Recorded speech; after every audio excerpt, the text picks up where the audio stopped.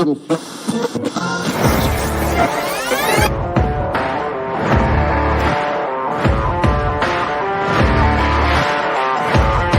great, but being different for the sake of being different, I'm not a big fan of, right? If you just want to be different for the sake of technology, but increased, I would hide behind it.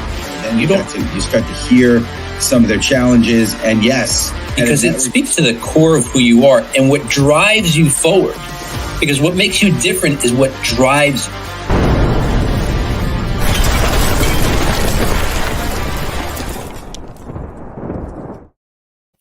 Good afternoon. Welcome to the Master Connector Show. I'm Rob Genovese. I'm one of the co-hosts today. Look, I hope you are tuning in every single week. We're coming at you live every Wednesday, 1 p.m. Eastern Time. And if you want to see what's coming up, look, we got a lot of great guests coming up. You know, my co-host and good buddy, Steve Spiro, he's booking us amazing guests. We want to bring you the people who can give you the insights, the experiences, the awareness that you need to level up, to create better connections and create community. If you want to go to masterconnector.show, you want to see some of the upcoming guests we're having, we are booked through the entire year. It won't be reflected on the site just yet, but we're definitely on the site through the summer into the fall. We're going to get that updated even more so you can see and plan accordingly and put on your calendar to be here every single week, Wednesday at 1 p.m., masterconnector.show to see upcoming shows. You know, Steve and I, we go back, it's still debatable about this, but we go back somewhere around 25, 26 years or so. I was clueless. We are both introverts, two former shy guys who really didn't know how to talk to people effectively, communicate with people, and certainly not be able to connect with people.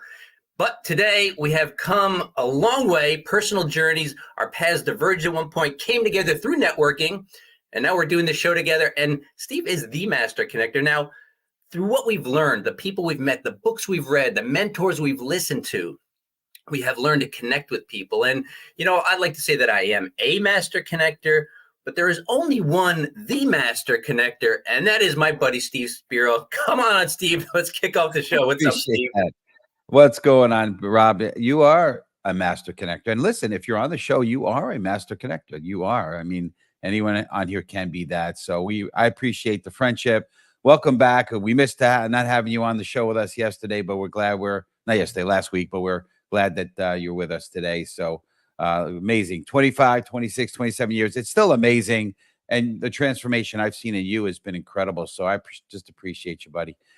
Well, what's going on, friends? Steve Spiro, the Master Connector, coming at you live and direct. And, you know, listen, as the Master Connector, as Rob said, you know, I often speak on stage about the transformative power, you know, healing oneself and finding peace.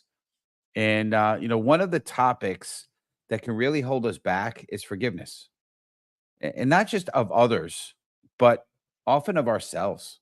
You know, and I held on to some of that for a very, very long time, being bullied and picked on, and a lot of ridicule growing up, and then a lot of self-hate, you know. But forgiveness is not just a moral imperative. It's a crucial step in personal growth and healing. You know, by choosing to forgive, we release the heavy burden of resentment and open ourselves to new possibilities and relationships. I could tell you that's so true. As I've been able to be more open-minded and more others-focused, I've developed some incredible relationships, including the amazing guests you can hear from today. You know, but forgiveness doesn't mean just forgetting or condoning, you know, past wrongs. Not at all, right? It means reclaiming our peace and taking control of our narrative, right? And through my experience, you know, and those I've encountered, I've seen how forgiveness can mend broken hearts and rebuild trust and foster deeper connections, and right? And that's what we're about, the Master Connector Show. And so, well, you know, once you've been able to develop those relationships and be able to be open, and I love, you know, sharing my vulnerabilities and my insecurities, walls break down. Like, I love speaking about that on stage, of breaking down barriers by being authentic and being others focused, right? But when you harbor unforgiveness, especially of others, that can lead to resentment. And resentment, someone, you know, resenting someone, in my opinion, is like drinking poison yourself, thinking it will harm the person you're resentful of, right? but forgiveness is a powerful tool, and it allows us to move forward in clarity and purpose, unshaken, unshackled by past traumas. Right? Embracing forgiveness is about serving ourselves and others, creating a ripple effect of healing, growth, and communities. Right?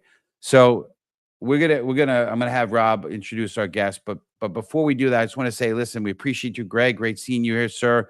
Unfortunately, this person here, you're not showing up as somebody that we have we can acknowledge, but if you put your name in there, we can acknowledge you if you put that in the comments. But we just appreciate everyone, our community. We have an incredible community.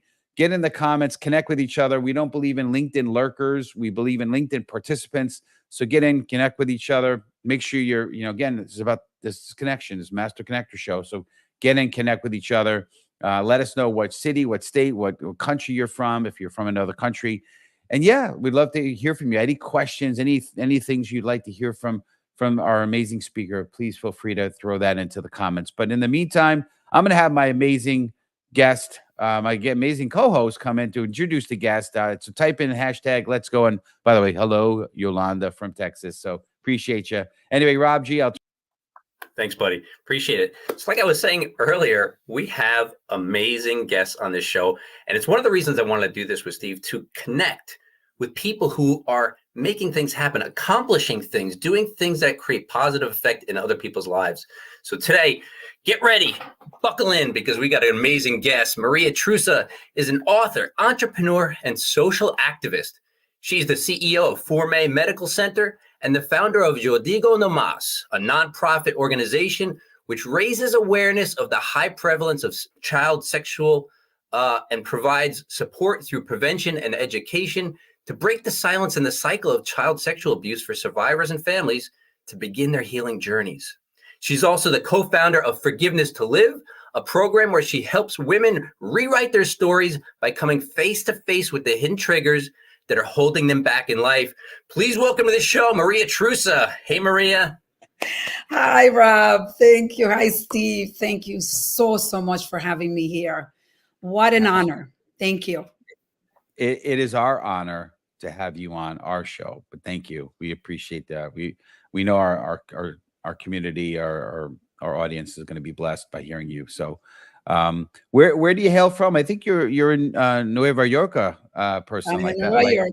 And by the way, Rob, you said that beautifully. Yo digo no mas. Yo digo no mas. Good job. Those are some of the few Spanish words that I've ever spoken, by the way. Those are good words to say. No mas. I say no more. Thank you. I'm in West Harrison. I live in West Harrison, New York, and my business, Forme Medical Center, is in White Plains. Love it. Yep, absolutely. West Harrison, Silver Lake. Love it. Great little place. Love it. Yeah. Good stuff. So we're going to dig right in here, and we want to start with stories. So community, type in hashtag story. And Maria, can you share again? We have 6 or so questions plus whatever Rob wants to ask. So we want to keep this concise, but can you share your journey from trauma to becoming wildly successful today? Can you give us a little bit of that, please? Absolutely. Thank you, Steve. I was listening to you talk about forgiveness. What is forgiveness? And I call myself the ambassador of forgiveness. And it has to do, realizing where I come from. I come from a very traumatic childhood. I was born and raised in the Dominican Republic. I came to the United States when I was 15 years old. And the first decade of my life was a decade that could have really destroyed my life to the point of becoming a drug addict, there's so much negativity that could have happened from what I experienced. And unfortunately, so many people, this is their story. When I was in the Dominican Republic, and by the way, I have my book, and I'm going to go very quickly through the story, but I want to share with you that in this book, I did not leave anything. This book takes you through the pain that I went through, but it takes you through the healing. And all my healing tools are here, where I've gotten to where I'm at today, which is the woman that is the ambassador of forgiveness. When I was 9 years old, and I'll go to the story due to the fact that we don't have a lot of time, my father made the biggest mistake of his life, and a mistake that almost ruined my life, but it actually ruined my life for decades.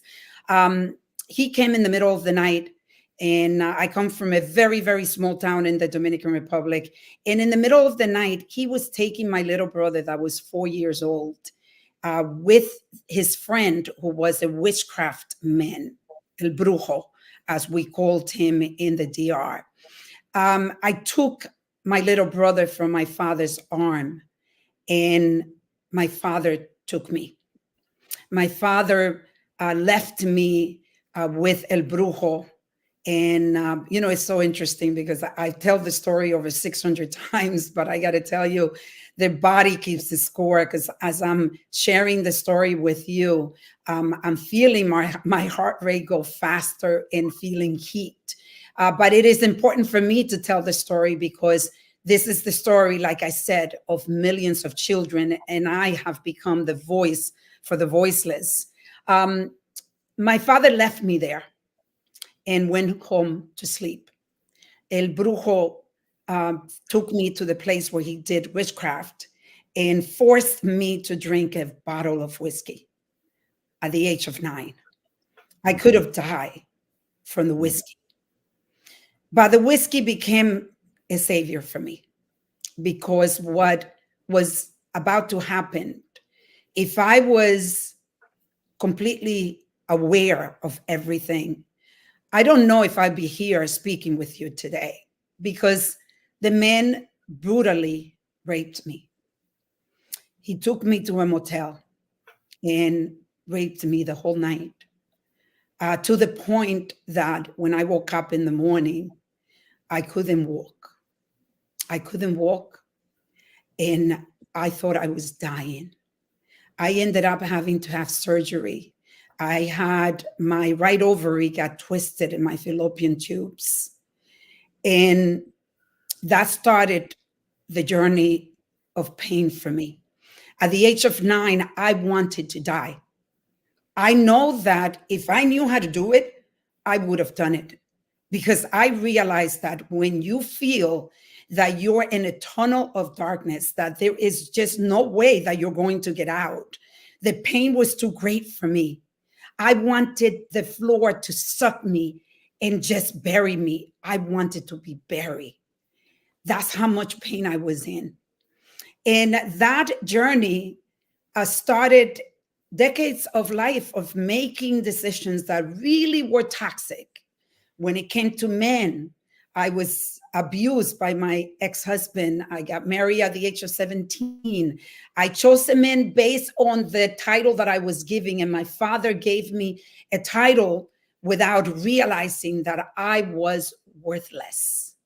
I was worthless. So my decisions, as Joseph Murphy from the book, The Power of the Subconscious Mind, he talks about how we are programmed, we are built as subconscious when we are born by the people that raised you in the environment. And my subconscious was a subconscious of worthless. So I chose men that would abuse me, that would hurt me, and that would treat me like garbage, because to me, I was worthless. And it wasn't until my son was born at the age of 20 that I realized how broken I was. And I realized that if I didn't get help, I was actually, I could do something really, really drastic and something dramatic to my child. Because at the age of 3 months old, when that baby was born, let me tell you, I was fully disconnected. When my son was 3 months old, my son was a really difficult baby.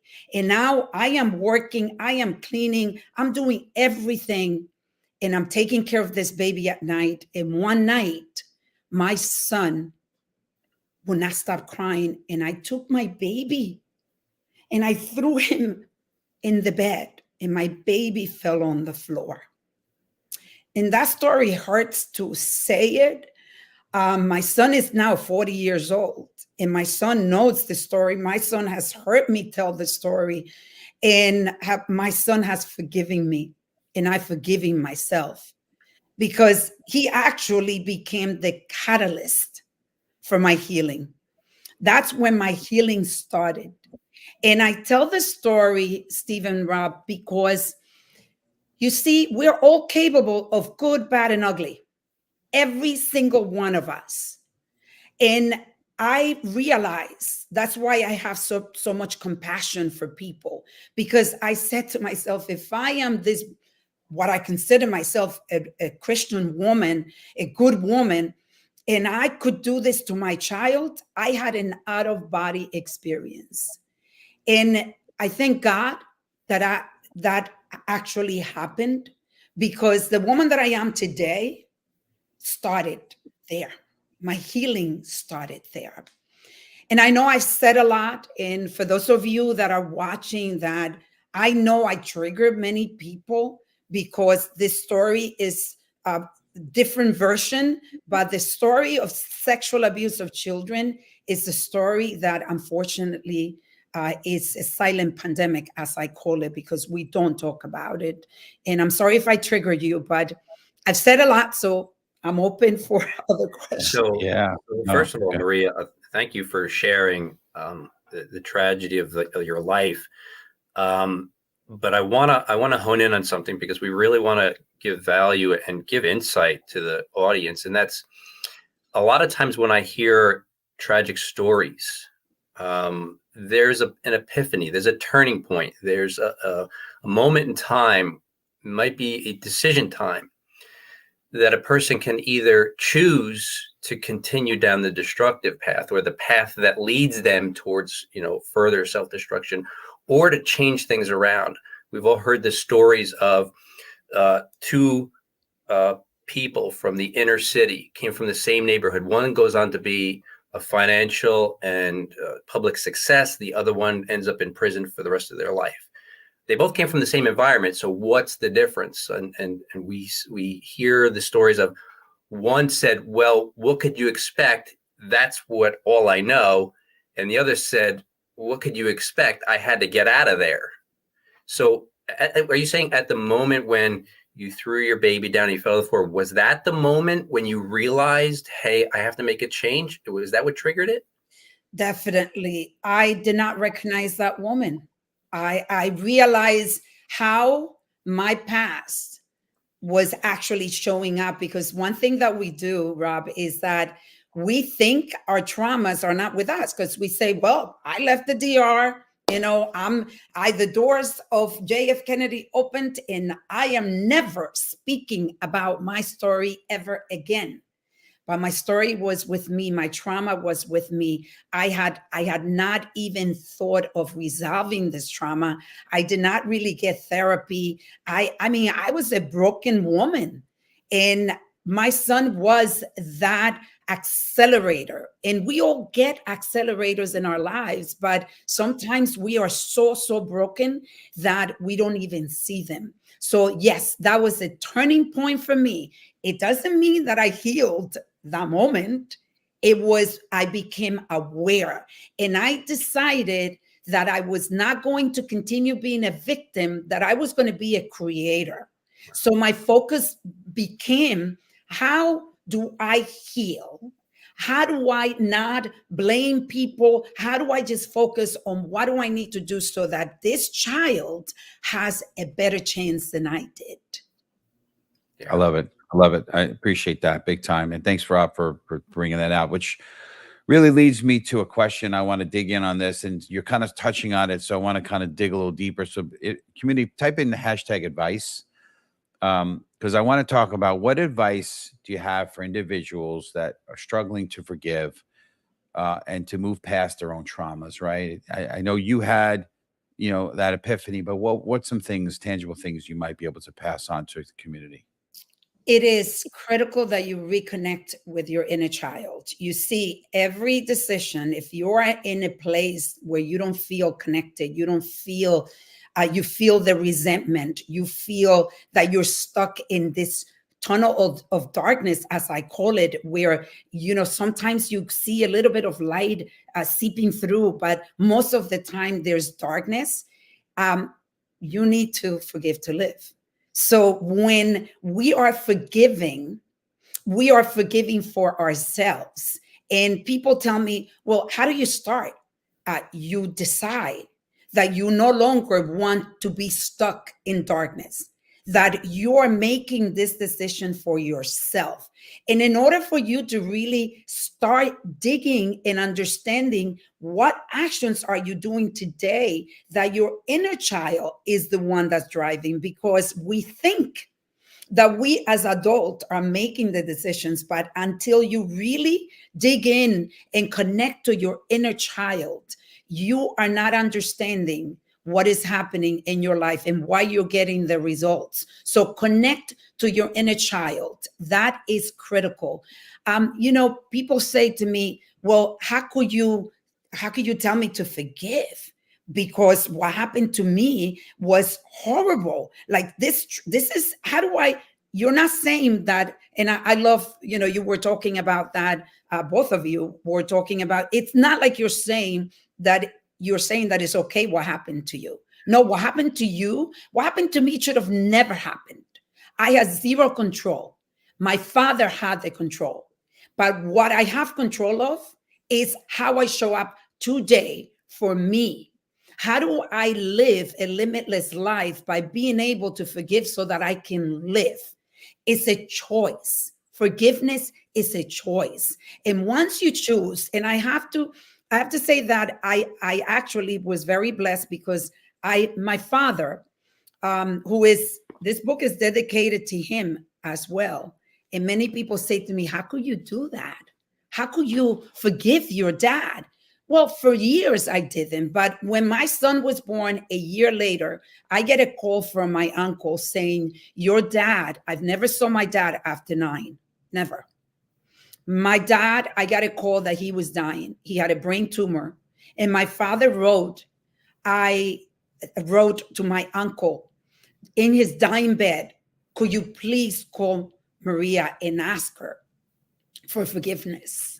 And I got that phone call, and I can tell you that I pray, because I did not want to give him that forgiveness. I resented him. My father was with me every single day. That's how much I couldn't even look at a picture of my dad.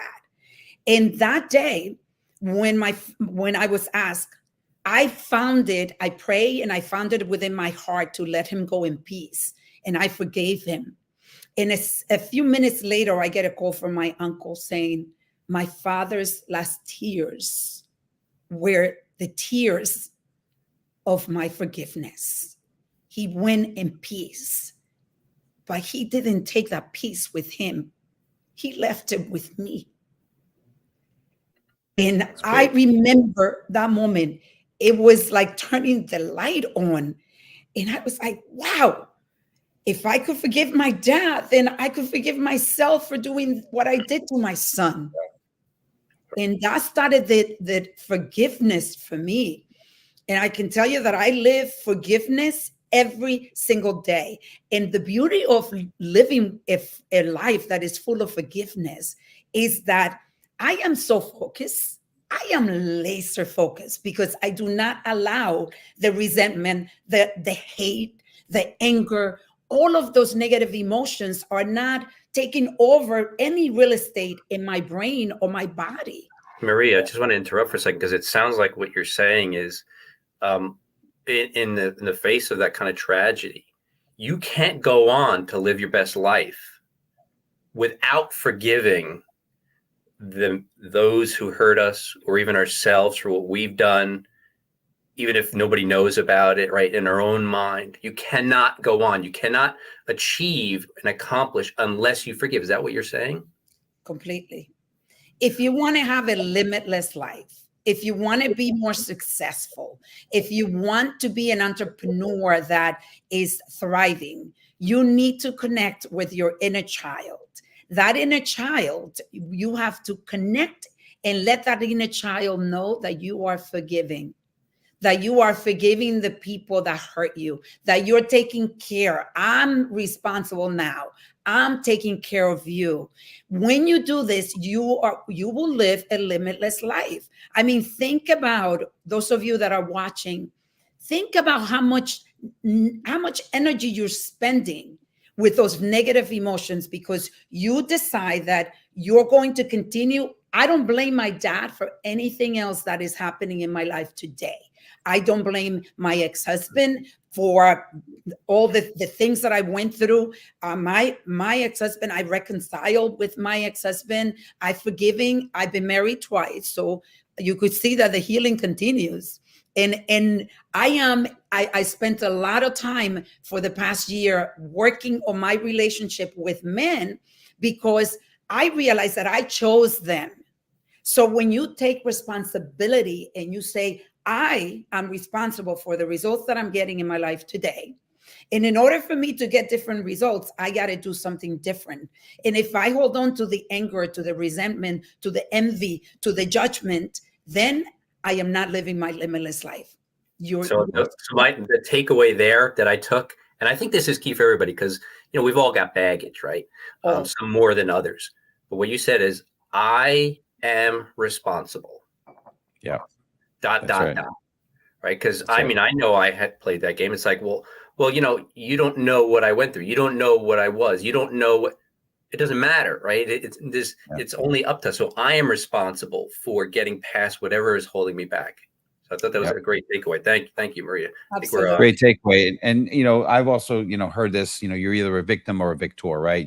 And I just want to call out before we close down the show here, Yolanda, great point. Forgiving someone doesn't mean you're justifying their actions or forgetting what happened. It's about choosing not to let the past control your present. Very good point, Yolanda. Thank you for that. Good to see Kirby on the show here with us. And we also have somebody who we can't, unfortunately, we don't know who you are, but are assuming that all people care on both sides.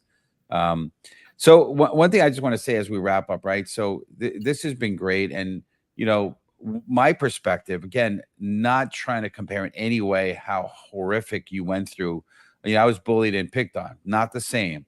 However, I believe that shaped who I am today, and I made it into a strength of mine because it got me, the edge. I had an edge to succeed, to prove them wrong. I had I went back. I went to the martial arts, got a couple black belts. Right, it pushed me to do things that I probably wouldn't have done if those horrible things, again, not as horrible as what you've been through, but horrible things didn't happen to me. So again, big part of our pillar of our show, and why you may be wondering why we talk of forgiveness. Well, big part of our pillar of our show is having the grit to overcome obstacles. And this is a big part of it. And forgiveness, I think, is a huge part.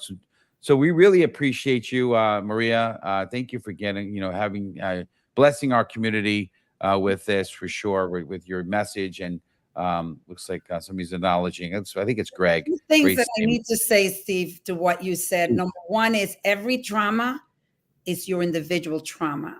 Doesn't need to be compared. What I went through, it's horrific. Yes, but what you went through is your horrific, own horrific. So I want to acknowledge that. And number two is you see your resilience that you built. Surviving what you survived becomes your superpower.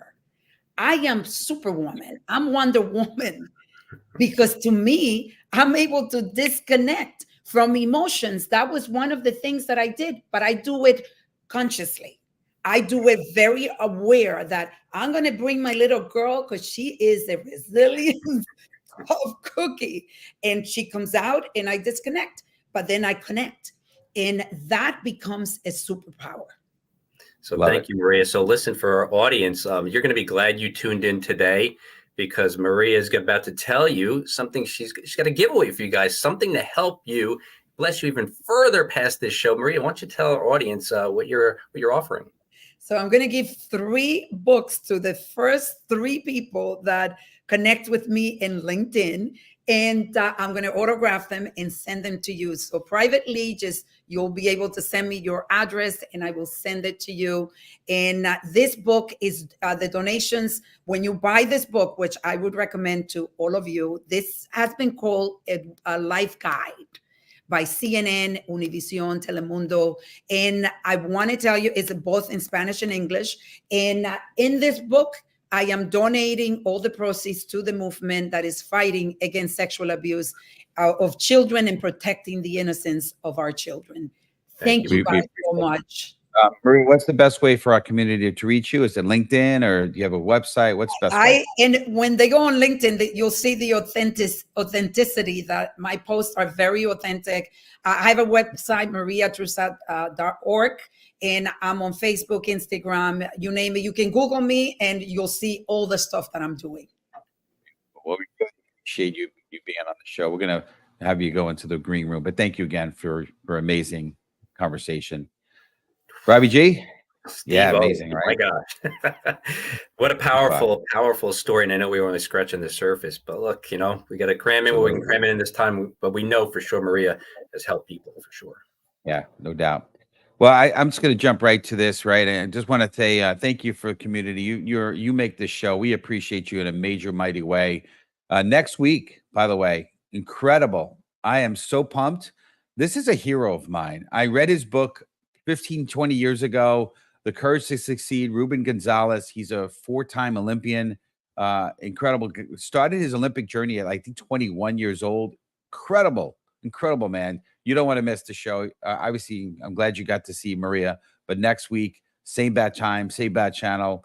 Tell your friends about it. It's going to be incredible. And by the way, if you'd like to learn about how to be a sponsor of an episode, make sure to go to masterconnector.show. And also to see, as Rob said in the beginning of the show, some of the up and coming shows that we have. We have an incredible lineup coming up, as he said. But I want to close with a story.